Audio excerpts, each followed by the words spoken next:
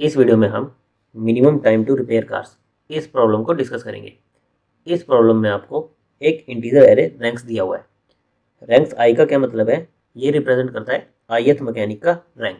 एक मैकेनिक जिसका rank are है और वो एन कार्स को अगर रिपेयर करता है तो उसे कितना टाइम लगेगा?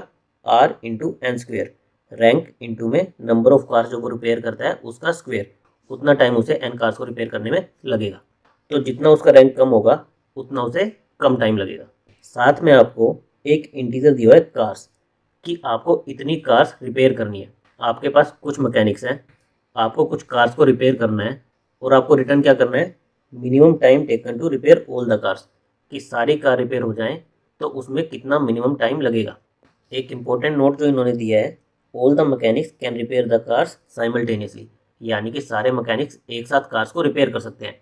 यानी कि मान लो मैकेनिक 1 कुछ कार्स को रिपेयर कर रहा है तो सेम टाइम में मैकेनिक 2 भी कुछ कार्स को रिपेयर कर सकता है। ये नहीं है कि पहले मैकेनिक 1 कार्स को रिपेयर करना फिनिश करेगा, फिर मैकेनिक 2 करेगा, फिर 3 करेगा। नहीं, सारे मैकेनिक्स साइमल्टेनियसली अलग अलग कार्स को रिपेयर कर सकते हैं। तो हमें इस प्रॉब्लम में क्या करना पड़ेगा?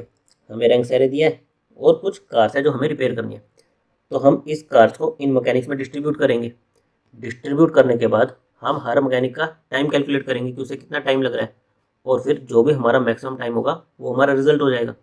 जैसे अगर हम कुछ डिस्ट्रीब्यूशंस लें, हम ये कहें कि मैकेनिक 1 को हम एक कार देंगे, 2 को 2, 3 को 3, 4 को 4, और ये हमारा रैंक एरे है। तो टोटल हमें 10 कार्स रिपेयर करनी थी, तो हमने 1 + 2 3 + 3 6 + 4 10, हमने 10 की 10 कार्स को इन मैकेनिक्स में डिस्ट्रीब्यूट कर दिया।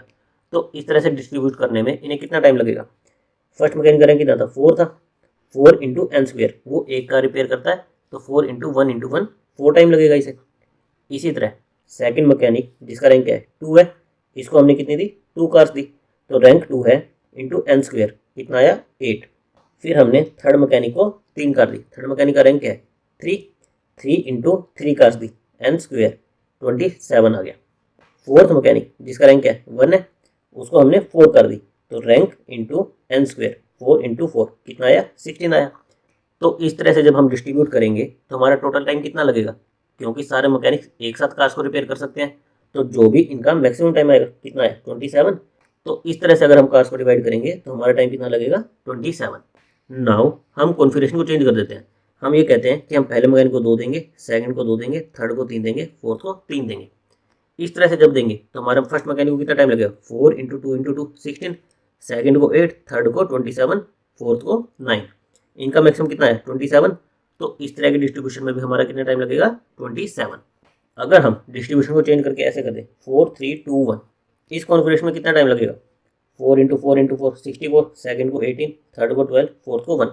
इस डिस्ट्रीब्यूशन में हमारा कितना टाइम लगेगा? टोटल मैक्सिमम कितना आया? 64, तो 64 टाइम लगेगा।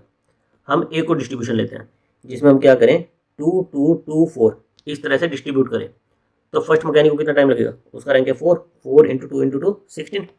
सेकेंड मैकेनिक का रैंक है 2, 2 कार्स दिए, 2 इंटू 2 इंटू 2 8।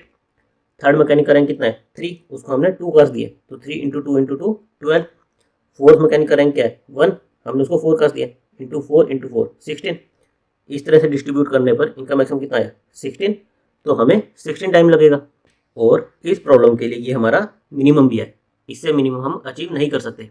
लेकिन हमें इस प्रॉब्लम में क्या करना है? बेसिकली हमें सारी कॉन्फ़िगरेशन देखनी है कि हम इन 10 कार्स को इन मैकेनिक्स में किस तरह से डिस्ट्रीब्यूट कर सकते हैं। फिर हमें क्या करना है? डिस्ट्रीब्यूट करने के बाद हर एक का टाइम निकालना है। टाइम निकालने के बाद उनका मैक्सिमम लेना है। इस तरह से हर एक कॉन्फ़िगरेशन का एक मैक्स आएगा, राइट? हर एक कॉन्फ़िगरेशन का एक मैक्स आएगा। फिर हमें क्या करना है? जितने भी हमारे मैक्स आए उसमें से जो मिनिमम टाइम आया हम वो वाली कॉन्फ़िगरेशन चूज़ कर सकते हैं, क्योंकि कॉन्फ़िगरेशन चुनना हमारे हाथ में है कि हमें किस मैकेनिक को कितनी कार्स देनी है। तो जो भी हमारा मिनिमम आएगा हम वो चुनेंगे।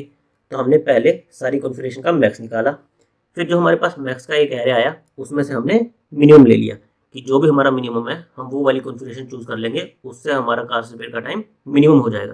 तो आप नोट कर रहे हो ये किस टाइप की प्रॉब्लम बन रही है? पहले मैक्स निकालो, फिर उसका मिनिमम लो, मैक्सिमम मिनिमम टाइप की प्रॉब्लम। और हमें पता है कि जो भी हमारी मैक्सिमम मिनिमम टाइप की कैटेगरी में प्रॉब्लम आती है उनको हम किस तरह से सॉल्व कर सकते हैं? बाइनरी सर्च लगाकर। हमें क्या निकालना है? Minimum time.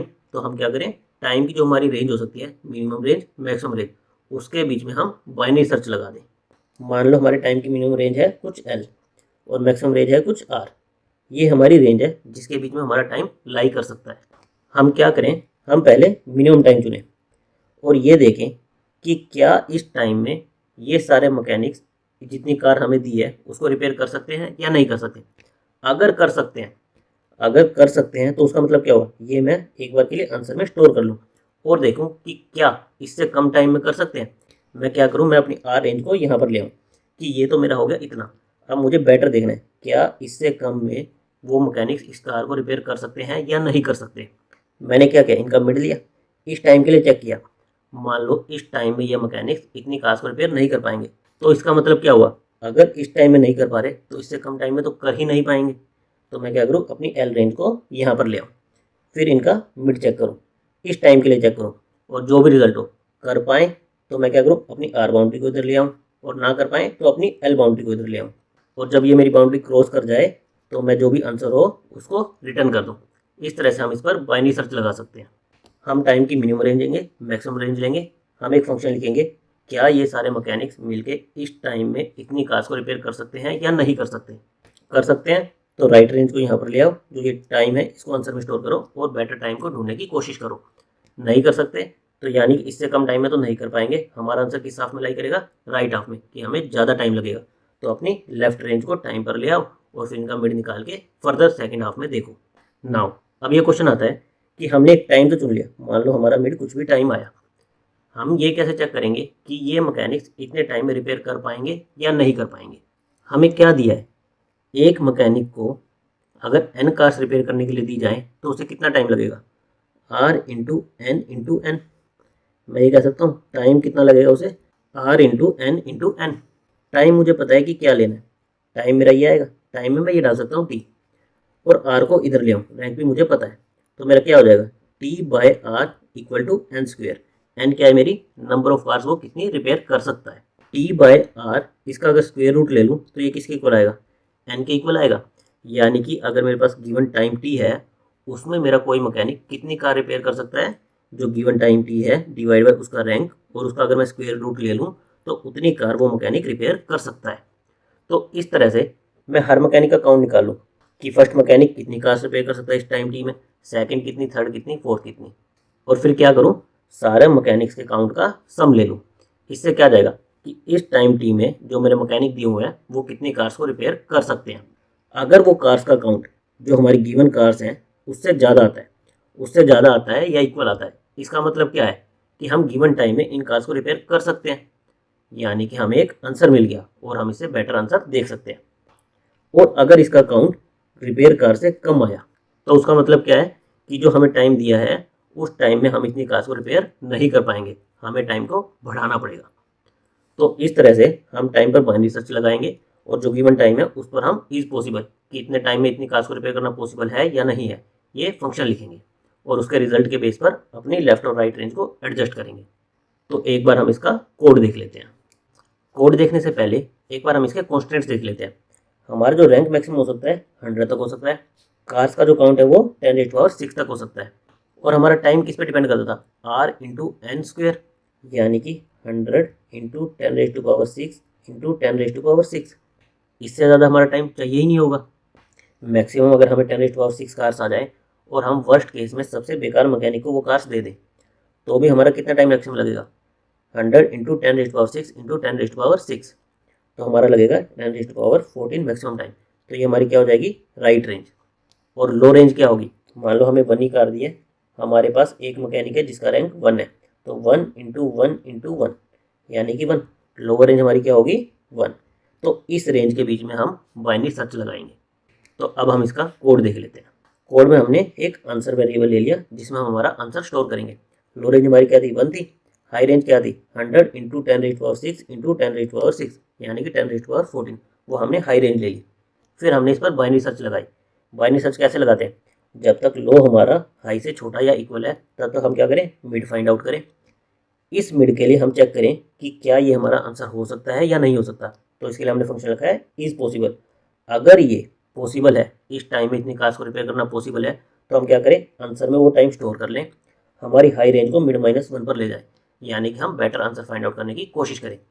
और अगर इसका आंसर फॉल्स आता है कि इतने टाइम में इतनी कार्स को रिपेयर करना पॉसिबल नहीं है, तो क्या है, हमें राइट हाफ में देखना पड़ेगा, हमें हमारे टाइम को इंक्रीज करना पड़ेगा। तो हम क्या करें, लो रेंज को मिड प्लस 1 पर ले जाए और लास्ट में जो भी हमारा आंसर आए वो हम रिटर्न कर दें। अभी हम देख लेते हैं कि हम इज पॉसिबल फंक्शन कि इतने टाइम में इतनी कार्स को रिपेयर करना पॉसिबल है या नहीं है, ये कैसे चेक कर रहे हैं। हमें क्या निकालना था कि इतने टाइम में मैकेनिक कितनी कार्स को रिपेयर कर सकते हैं, तो हमने एक वेरिएबल ले लिया कार्स रिपेयर्ड, जिसके अंदर हम स्टोर करेंगे कि मैकेनिक कितनी कार्स को रिपेयर कर सकते हैं। फिर हमने क्या किया, जितने हमें मैकेनिक दिए हुए हैं उन सबके लिए लूप चला दिया। हम ये चेक करेंगे कि एक मैकेनिक इस टाइम में कितनी कार्स को रिपेयर कर सकता है और उन सबका सम कर देंगे, जिससे हमारा क्या आ जाएगा, टोटल कार्स कितनी रिपेयर कर सकते हैं ये सारे मैकेनिक गिवन टाइम में।